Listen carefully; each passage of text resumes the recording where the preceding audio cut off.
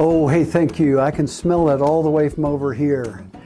Hey, listen, it is so good to see you guys this week. So hello, New Horizons, and welcome into the coffee shop.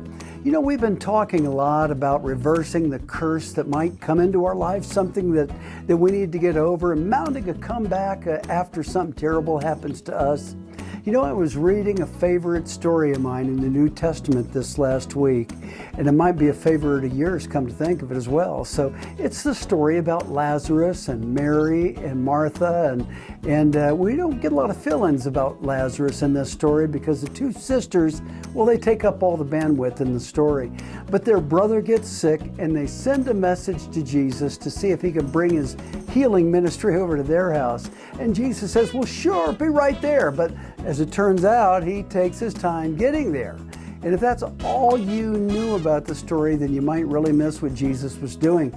But he was setting the girls up for a miracle and setting them up for a comeback. In John chapter 11, we see Mary and Martha raising a question that this Sunday's message is all about. And when it's clear that Jesus missed being able to help their brother, they ask that question, Lord, do you really care? We get to see them, or actually we get to see Jesus leading them through the tragedy, and he walks them over to the other side and teaches them a lesson I hope we never forget.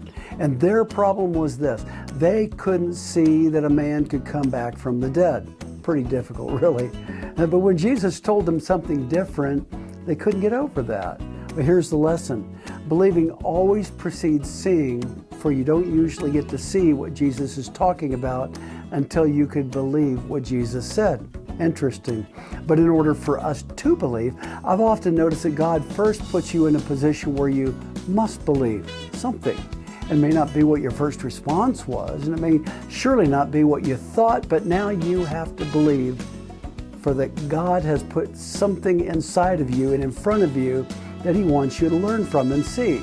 And it always seems to come in moments when it's in the middle of a trial or a difficulty or, oh yeah, here's another one, discouragement. And I know you've felt that before. I sure have. And sometimes it's just a lot easier, though, to say, Lord, do you really care?